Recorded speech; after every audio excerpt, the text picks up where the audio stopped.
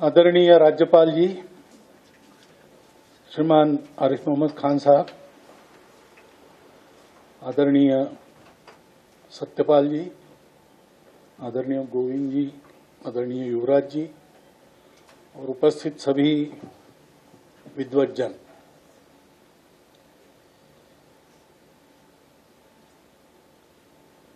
बढ़ने के लिए, ऊपर उठने के लिए आत्मविश्वास चाहिए और आत्मविश्वास के लिए आत्मगौरव चाहिए।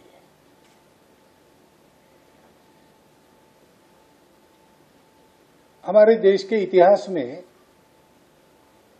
सिकंदर के पहले से एक आक्रमणों का तांता शुरू हो गया। हम लड़ते रहे, कभी हारे नहीं। संपूर्ण भारत, यानी आज का विभाजित भारत भी लिया तो भी वो विभाजित संपूर्ण भूमि कभी गुलाम नहीं हुई। कहीं न कहीं स्वतंत्र राज्य अपने यहाँ के लोगों का, अपने यहाँ के विचार के आधार पर ये सदा सर्वदा विद्यमान रहा और कोई आक्रामक इस नाते से भारत की सीमा के अंदर पहला कदम जब रखता है तब से वो कदम वहां से उखाड़ने का प्रयास भी अपने यहां उसी दिन से शुरू हुआ। ये अपना इतिहास है। पूरे भारत को जब हम देखेंगे और पूरे भारत के इतिहास को जब जानेंगे तो हमको ये एक सत्य ध्यान में आता है। लेकिन ये जो तेजस्विता थी, ये जो स्वाभिमान था, उसमें कमी आने लगी और इसका कारण है कि एक बहुत धूर्त आक्रामक अपने यहां ब्रिटिश लोगों के रूप में आया। उसने जब ये देखा कि स्थिरपद हमारा राज्य जितना है उतना है, यहाँ के राजाओं से भी हमारे अच्छे संबंध है, जिनको जीता उनको भी बहुत कुछ देकर हमने खुशहाल रखा है, और फिर भी यहां पर सब लोग एक साथ हमारे खिलाफ खड़े हो जाते। इतनी जातियां, इतनी भाषाएं, आपस के संबंध बहुत रोज के बर्ताव में अच्छे ही होंगे ऐसा भी नहीं, फिर भी सब एक साथ हमारे खिलाफ खड़ा होते। जहां हमारा शासन है वहां हमारा कलेक्टर पालकी में तो जाता है, लेकिन उसके पीछे पीछे चलने वाला यहाँ का देसी चपरासी उसकी आज्ञा नहीं सुनता है, वो और किसी की आज्ञा सुन के चलता है। तो रेवेन्यू तो हम वसूल रहे हैं, लेकिन यहाँ के प्रजा पर शासन तो दूसरे लोग कर रहे हैं। ये क्या है और इसमें हम यहाँ स्थिरपद हो, ये कैसे होगा? तो उन्होंने एक सुनिश्चित योजना के तहत हम लोगों की उस तेजस्विता को नष्ट करने का एक षड्यंत्र किया और स्वाभिमान नष्ट करना है तो स्व को भूल जाए तो स्वाभिमान नष्ट होगा। तो हमारे स्व को याद दिलाने वाली सारी बातें हम भूल जाए, उन बातों को स्मरण करने की हमारी व्यवस्थाएं टूट जाए, उन व्यवस्थाओं को चलाने का हमारा सामर्थ्य चला जाए, ये सारी बातें उन्होंने की। हमारी अर्थव्यवस्था को उन्होंने नष्ट कर दिया, हमारी शिक्षा व्यवस्था को उन्होंने नष्ट कर दिया। पैसे दे देकर विदेशी और कुछ दुर्भाग्य से कुछ स्वदेशी विद्वानों से भी अपने अनुकूल मनगढ़ंत ग्रंथ लिखवाए। अब स्वतंत्र होने के बाद हमारा एक कर्तव्य था कि हमको स्वतंत्र होना है तो उस स्व की ओर हम लौटे, लेकिन बातें धीरे धीरे चल रही है और अब 75 साल अमृत महोत्सव मनाएंगे स्वातंत्र का, तो मुझे लगता है कि बिल्कुल उसके प्रारंभिक दिनों में, यानी 15 से शुरू होगा तो आज की 10 है, 5 दिन पहले ये पुस्तक आती है, ये एक शुभ संकेत है। संयोग से ये आया एक साल पहले आती, कोरोना के कारण ये लंबा होते होते ऐसा हो गया है। लेकिन मुझे लगता है कि इसमें भी कोई नियति का संकेत है कि ये 15 अगस्त के पहले आ जाए, 75 वर्ष का प्रारंभ होगा उसके पहले। क्योंकि स्व की आवश्यकता तो सबको रहती है, जिसको अपनी उन्नति करनी है। आखिर उन्नति तो स्व के आधार पर होती है। उन्नति का सबके लिए एक माप नहीं होता। मनुष्य की उन्नति और जंगल में रहने वाले शेर की उन्नति और घर परले वाले कुत्ते की उन्नति, इनकी उन्नति के परिमाण, उनकी उन्नति की आकांक्षाएं अलग अलग होती ही है और होनी ही चाहिए। सर्कस में हाथी साइकिल चलाता है और बंदर फुटबॉल खेलते हैं, ये उनकी उन्नति नहीं है, ये उनका तमाशा है जो दुनिया पैसे देकर देखती है। और इसलिए भारत की उन्नति होनी है। कई बार हमको प्रश्न पूछते हैं लोग बातचीत में कि क्यों हम चीन जैसा न करें। पहले कहते थे अमेरिका जैसा हम क्यों न करें, उसके पहले कहते थे रूस जैसा हम क्यों न करें। मैं उनको कहता था कि भाई उनके जैसा हमको क्यों करना, हम हमारे जैसा करें ना, हमारे जैसा अच्छा करके दिखाएं। लेकिन हमारे जैसा यानी कैसा, इसकी जानकारी देने वाला साधन नहीं। 3 साधन होते हैं परंपरा से, दादा दादी नाना नानी की कहानियों से, घर में माता पिता बताए उससे, उनके द्वारा घर में जो किताबें आती है, कथा प्रवचन होते उससे, ये सारी बातें आती है। अब पहले तो था, अंग्रेजों की शिक्षा पद्धति में भी ये चलता था, इसलिए उसी शिक्षा पद्धति में से तिलक, गांधी, योगी, अरविंद, विवेकानंद ऐसे लोग निकले उस शिक्षा पद्धति के बावजूद। क्योंकि जो शिक्षा पद्धति में है वो, और जो जिन पर श्रद्धा है, माता पिता है, गुरु है, ऐसे लोगों से जो मिला है, जिसको हम प्रमाणित सत्य मानते ही है, श्रद्धा है, विश्वास है और जानते हैं, वो आप्त है, उनको कोई स्वार्थ नहीं है, लेकिन वो बता रहे और ये गलत है, वो सही है। इस दृष्टि के कारण और उस समय इस शिक्षा पद्धति के बावजूद ऐसे लोग निकले। लेकिन अब तो घर में माता पिता को बच्चे से बात करने की फुर्सत ही मिलना मुश्किल हो गया है, कहानी बताना तो दूर रहा। और शिक्षा पद्धति में ये बात नदारद है और कुछ ऐसी बातें हुई कि इससे उल्टा बहुत है। अभी कुछ एक कविता भगवान राम पर ऐसी चली, उनके सरयू में जल समाधि लेने पर, तो कविता तो और खराब है, लेकिन उस पर जो टिप्पणी है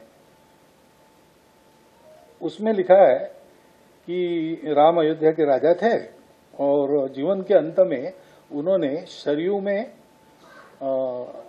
आत्महत्या कर ली। अभी देखो, ये सही है कि राजा राम, वाल्मीकि रामायण में वर्णन है, सरयू में अयोध्या के निवासियों सहित उन्होंने कैसी जल समाधि ली, वर्णन है। लेकिन जल समाधि को आत्महत्या कह दीजिए। ऐसे अंग्रेजी में कहते हैं सटलली। हमारे यहां जो पढ़ाया जाता है उसमें हमारे लोगों को ये गौरव प्राप्त न हो, ये जो अंग्रेजों की नीति थी, उन्होंने पढ़ाई ऐसी दी है हमको कि आपके पूर्वजों ने कोई रण गौरव, कोई धन गौरव प्राप्त नहीं किया है। आपका इतिहास बस ऐसा ही है कि बाहर से कोई भी आएगा, पीट पीट के आपको गुलाम बनाएगा, आप उसकी बाबूगिरी जी हुजूरी करेंगे। अब कभी कभार कोई आएगा, महापुरुष सर्वत्र होते, यहां भी एकाद होगा, आपको जगाएगा, आप उसको निकाल देंगे, फिर दूसरा आएगा, उसकी चाकरी करेंगे। ऐसा एक अपनी जीव हुजूरी करने वाला वर्ग निर्माण करने वाली शिक्षा, ये हमारे यहां आई। और दुर्भाग्य से वो बहुत लंबे समय तक स्वतंत्रता के बाद भी शुरू हुई। अब नई शिक्षा नीति ने घोषित किया है कि भारतीय मूल की ओर लौटेंगे, तो अच्छा है, उसकी आवश्यकता तो है। क्योंकि सभी जगह ऐसा होता है। अभी ये आएगा, ये पुस्तक भी आया है, नीति भी आएगी, उस पर बहुत उल्टी सीधी चर्चा होगी, जरूर होगी। इस पुस्तक को कहेंगे कि जैसा आपने कहा कि दकियानुसी जमाने में रहने वाले लोग, ऐसा इसको कहा जा सकता है क्योंकि ये पुराना है। लेकिन दकियानुसी जमाने के और कौन नहीं लौटता है भाई, जब खतरे में पड़ जाता है। राज्यपाल साहब ने कहा वैसे, जब द्वितीय महायुद्ध में अचानक रशिया पर जर्मनी का आक्रमण हुआ, रशिया तैयार तो था नहीं, और वहां के साम्यवादी शासन ने सारी परंपरा को वगैरह वगैरह सब नकार दिया था। तो जनता को फिर से उत्साह में लाने के लिए स्टालिन ने कौन सी कहानियां बताई अपने भाषणों में? पीटर द ग्रेट की, कैथरीन द ग्रेट की, अपना इतिहास बताया। वही सरमायादारों का इतिहास, शोषकों का इतिहास, उसके गौरव के प्रतीक वही उसने रशियन जनता के सामने रखे। इंग्लैंड में प्राइमरी स्कूल की जो सहल यानी ट्रिप्स निकलती है, स्कूल ट्रिप्स, उसमें मैंने सुना कि एक जगह ले जाते हैं, वहां एक क्लासरूम है, उस क्लासरूम को दिखाते हैं जैसे क्लासरूम रहती है वैसे है, ब्लैक बोर्ड है, कुर्सी टेबल है सामने, बेंचेस डेस्क लगे हैं। वहां उसको दिखाते हो, कहते कि ये सारे बेंच और डेस्क जिस लकड़ी से बनी है, वो लकड़ी एडमिरल नेल्सन ने स्पेनिश आर्माडा को जिब्राल्टर की खाड़ी में डुबा दिया था आरमारी लड़ाई में। वो जो जहाज डूबे, उनकी जो तैरती लकड़ियां वो जमा करके उससे बनी है। स्कूल के विद्यार्थियों को अपने राष्ट्र के पराक्रम का इतिहास बताते। डॉक्टर जोशी चीन में गए थे, उन्होंने अनुभव बताया। वापस आने के एक दिन पहले उनको फोन आया कि भाई यहाँ एक यूनिवर्सिटी ऑफ यूथ फेस्टिवल है, आप एक दिन और रुक के यहां से फिर जाइए। अब एकदम टॉप से आया था संदेश, तो ना करना संभव नहीं था। उनका टिकट वगैरह तो उसकी व्यवस्था हो गई, तो रहे उपस्थित उसमें। तो उसका प्रारंभ कैसे हुआ? 1 लाख विद्यार्थी चीन भर के उस बड़े विशाल ऑडिटोरियम में है, और अंधेरा होके सामने का स्क्रीन इल्यूमिनेट हो जाता है, और उस पर दुनिया का नक्शा, और उस पर मंडराते हुए उड़ते हुए ड्रैगन, और फिर उसमें आज के चीन का नक्शा हाईलाइट हो जाता है। और निवेदक कहता है कि एक जमाना था सारे दुनिया पर चीन का ड्रैगन इस प्रकार अपने पंखों की हवा से उसको और विचलित करता था। हमको फिर से ऐसा चीन खड़ा करना है। आखिर किसी को गौरव अगर देना है तो स्व गौरव के सिवाय दूसरा गौरव नहीं हो सकता। मैं कर सकता हूं, मैंने किया है, और इसलिए ये शिक्षा आवश्यक है। और ये शिक्षा अभी पूर्णतः उसका ज्ञान लुप्त नहीं हुआ, बहुत लोग हैं बता सकने वाले, परंतु जिस मात्रा में इस शिक्षा का प्रसार आज भारत में आवश्यक है, घर घर में, तो सुशिक्षित लोगों में तो इसका ज्ञान बहुत कम हो गया है, क्योंकि वो सुशिक्षित हो गए। और जो अपने दकियानुसी ज्ञान को लेकर अशिक्षित रहे, उनमें थोड़ा बहुत बाकी है परंपरा के कारण। ये वस्तु स्थिति है, मेरा किसी पर कटाक्ष नहीं, ऐसा हुआ है, क्या करें।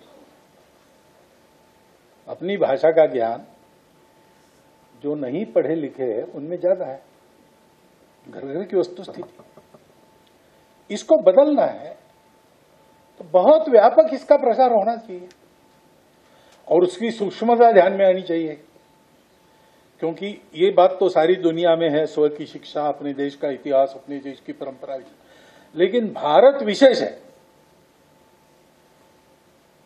और मैं वर्णन में समय नहीं गवाता, राज्यपाल महोदय ने बहुत सुंदर शब्दों में उसको आपके सामने रख दिया है। जो हमारी हस्ती है, हमारी ज्ञान की परंपरा की एक विशेषता है कि उसमें एक पूर्णता है। बाकी ज्ञान परंपराओं में मूल में ही एक अधूरापन है, जोड़ने वाली बात नहीं है। शरीर, मन, बुद्धि, अभी वहां तक जा रहे। पहले तो मन नाम की चीज है ही नहीं, ऐसे विज्ञान मानता था। आजकल थोड़ा मन को लेकर कुछ चल रहा है, हो सकता है कि मन हो, दुनिया के आधे शरीर विज्ञानी इसको मानते हैं, आधे अभी भी नहीं मानते, डिबेट चल रहा। ऐसी कई बातों में आगे बढ़ने के बाद भी, पूरा होने के बाद भी शरीर, मन और बुद्धि ये अलग अलग है, इनको जोड़ने वाला क्या है जो एक साथ रहते हैं? जब ये एकदम अलग अलग चलने लगते हैं तब तो आदमी पागल हो जाता है। शरीर की आवश्यकता मन नहीं समझता और मन के भाव को बुद्धि रोक नहीं सकती, तब तो आदमी विक्षिप्त हो जाता है। तो एक साथ चलते क्यों है? ये बैलेंस कैसे आता है तीनों की अपनी खींचातानी में? एक व्यक्ति का भला करने जाए तो समाज में शोषण होता है, उसको ठीक करने के लिए समाज के हित को सर्वोपरि माना जाए तो व्यक्ति के स्वतंत्रता की हानि होती है। डॉक्टर अंबेडकर साहब ने कहा, स्वातंत्र्य और समता एक साथ कैसे आती है दुनिया को मालूम नहीं है। उसका आधार बंधुता है, और वो बंधुता मैंने तथागत बुद्ध के विचार से ली है, फ्रांसीसी राज्य क्रांति से नहीं, ऐसा वो कहते हैं। क्योंकि बंधुता फ्रांसीसी राज्य क्रांति ने कहा, लेकिन हम कहा है भाई बंधु, बेकार की बात कर रहे हैं आप भोजन करेंगे आपका पेट भरेगा, मेरा थोड़ी भरता है। आप कोई सुंदर गाना सुनेंगे आपका मन भरेगा, मेरा थोड़ी भरता है। ये नित्य का अनुभव है। कैसे आप कहते हो कि हमारी बंधुता है? क्या कनेक्ट, क्या है हमारा रिश्ता, क्या है? तो समाज, सृष्टि और व्यक्ति, इनको जोड़ने वाला क्या है?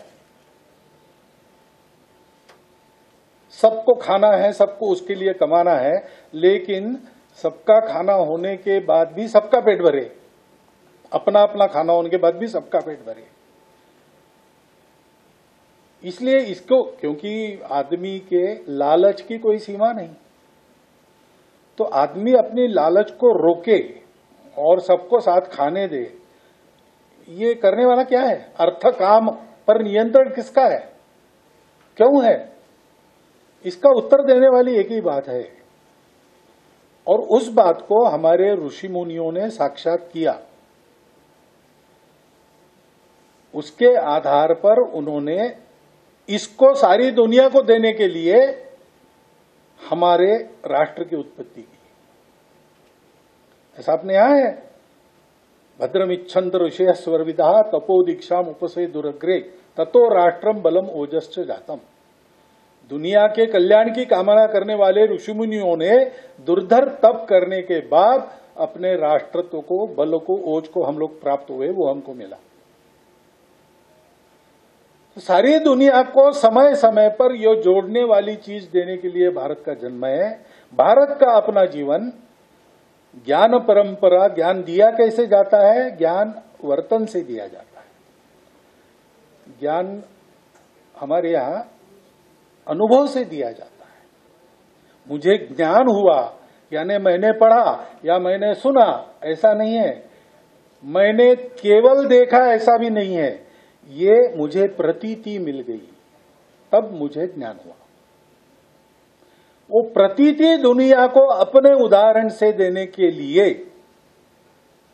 भारत के अस्तित्व का प्रयोजन है। और इसलिए, क्योंकि जब तक मानवता है, मानव जाति है, ये अस्तित्व बना रहेगा। भारत का अस्तित्व इसीलिए चिरंतन अस्तित्व है। और उस एक जोड़ने वाले तत्व के कारण सारा देखना बदल गया। और इसीलिए हमारे यहां उसको जानने की जो बात है उसको कहा है ज्ञान। उसको छोड़ के मन, शरीर, बुद्धि, आत्मा, अर्थ, काम, इनको, ये सारा जो ज्ञान है उसको हमारे यहां विज्ञान कहा गया। विद्या वो है जो आत्मा को जानती है, जो अनात्मा को जानना है वो अविद्या है।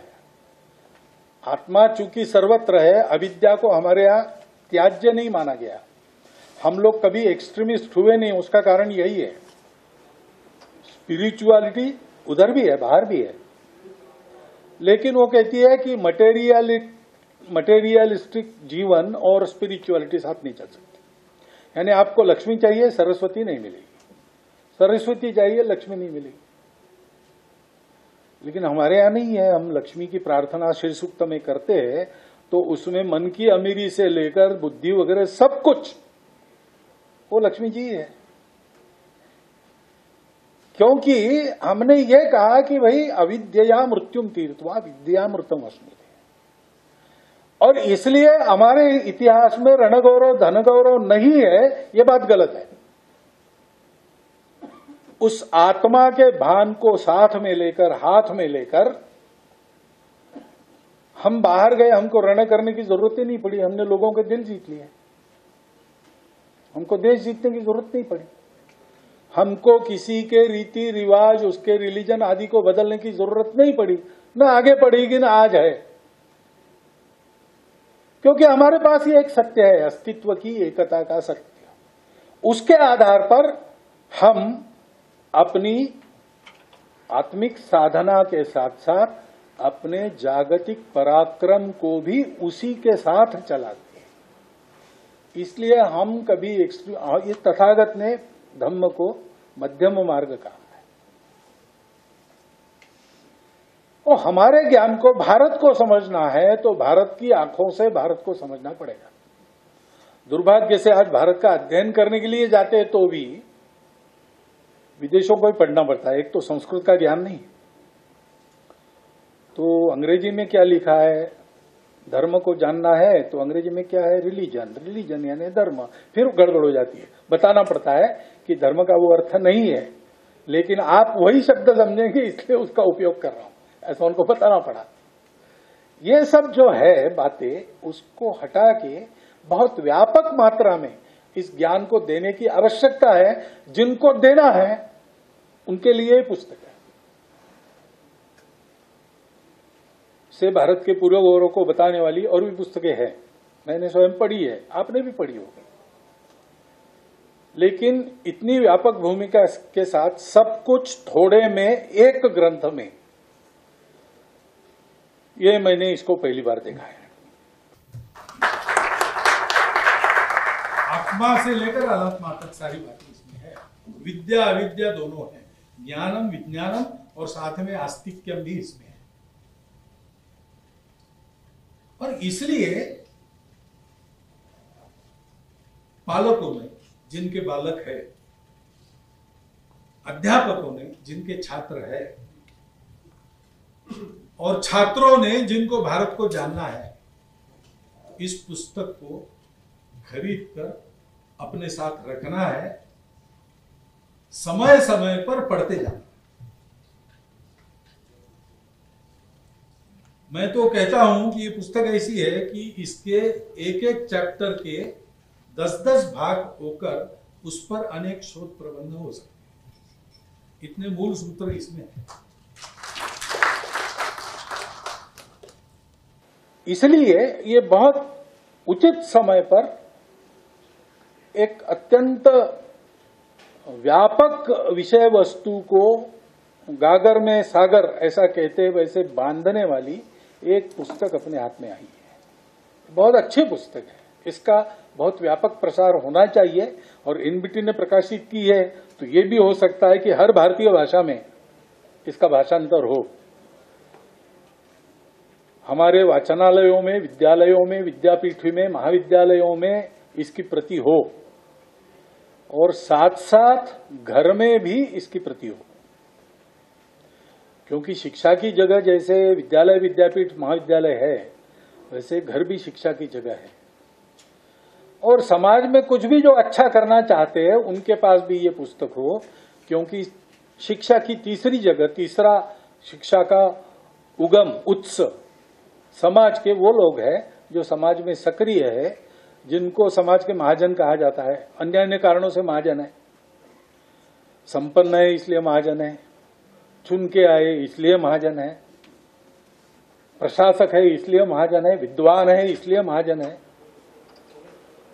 हर 2500 घरों में एक महाजन होता है जो वहां के जीवन को दिग्दर्शित करता है, लोगों की उस पर श्रद्धा है, वो लोगों का आप्त है। ऐसे सब लोगों ने इसको पढ़ना चाहिए, आवश्यकता है। जिनके भाषण होते हैं जो समाज में, उन्होंने पढ़ना ही चाहिए,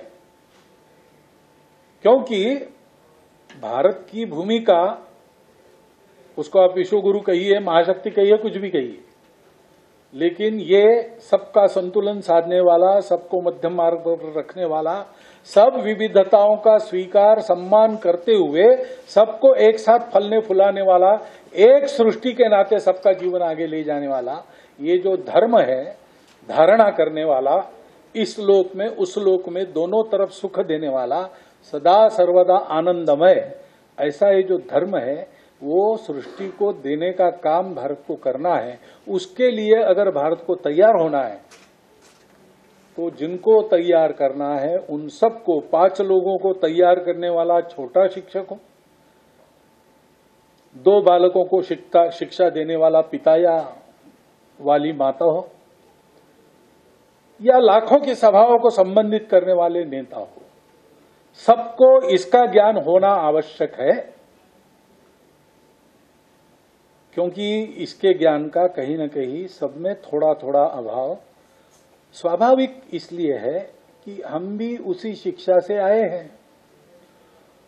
तो अंग्रेजी में कहते डीकोलोनाइजेशन, हमारे मन का भी पूरा डीकोलोनाइजेशन हुआ कि नहीं अभी नहीं बता सकते। जैसे वो बार बार डिसइंफेक्टेंट लगाओ, हाथ को डिसइंफेक्ट करो कोरोना के दिनों में, ऐसा है, वैसे परानुकरण की आंधी में बार बार अपने मन को इस प्रकार डिसइंफेक्ट करने के लिए ये पुस्तक हमेशा प्रत्येक के पास घर में रखना आवश्यक है। इस पुस्तक के आधार पर जानकारी का प्रचार प्रसार करना आवश्यक है। इस दृष्टि से हम सब लोग इसको सोचे, इतनी विनंती करता हूं, सबका अभिनंदन करता हूं और मेरे 4 शब्द समाप्त करता हूं।